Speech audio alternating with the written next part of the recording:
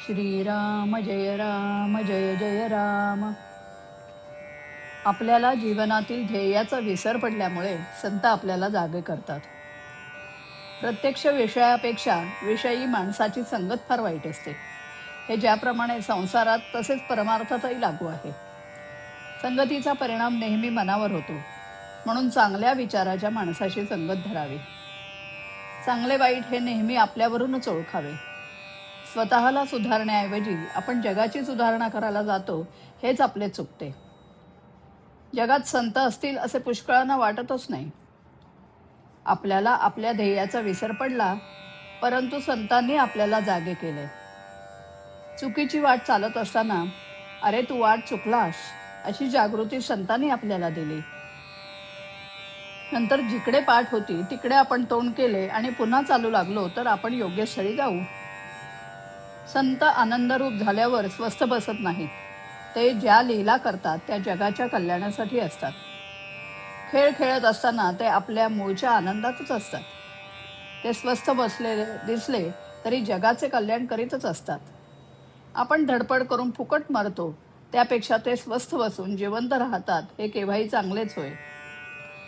संत आनंदरूप झालेले असल्यामुळे त्यांच्या कल्पनेनुसार आपण जाऊया. लोकांना उपदेश करण्यामध्ये संतांचा हेतू एकच असतो, तो हा की जे मला कळले आहे ते लोकांना कळून लोक सुखी होऊ द्या. संत आपल्या स्वार्थासाठी सांगत नसल्याने त्यांचे म्हणणे आपल्याला खोटे कसे म्हणता येईल. प्रपंच हा दुःखमय आहे हे कळल्यानंतर यावर काहीतरी उपाय केला पाहिजे. तो ग्रंथ वाचनाने कळतो, म्हणून संतांनी आपल्या ग्रंथात सांगितलेले आपण करावे. सर्वज्ञ झाल्यावर शब्दांचा खेळ करायला कितीसा वेळ आहे. मोठे संत ग्रंथ लिहिताना श्रोत्यांची फार स्तुती करतात. अहो श्रोते, तुम्ही भाग्याचे आहात असं ते म्हणतात.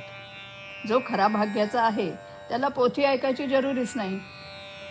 आपल्याला ते इतके चढवतात याचे कारण हेच की आपण त्यांचे म्हणणे ऐकावे, नाहीतर कुणी ऐकायला सुद्धा उभे राहणार नाही.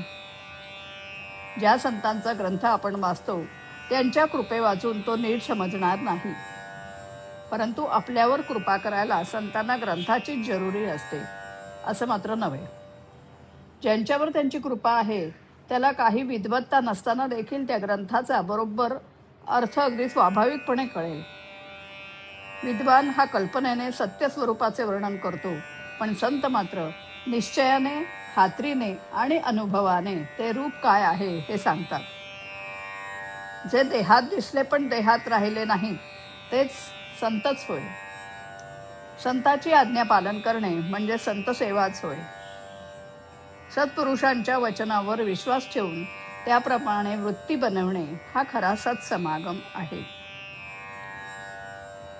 लोक नामाबद्दल ऐकूनच घेत नाहीत. जर कोणी ऐकले तर ते बिंबवून घेत नाहीत, त्याचे मनन करीत नाहीत आणि मनन करून पटल्यावरही ते घेत नाहीत. याला काय करावं. श्रीराम.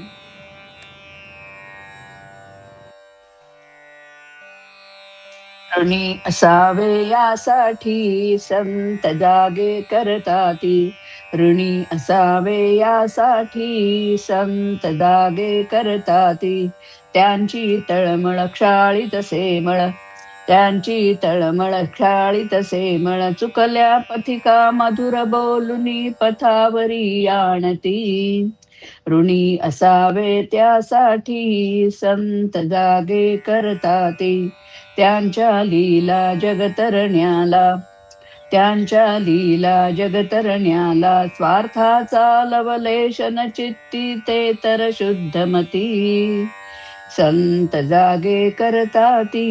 ऋणी असावे यासाठी. अनुभव बोले हृदयी ठसले, अनुभव बोले हृदयी ठसले. संतांच्या आज्ञेचे पालन देही दे मुक्ती. ऋणी असावे यासाठी संत जागे करताती. ऋणी असावे यासाठी संत जागे करताती. संत जागे करताती. संत जागे करताती. श्रीराम.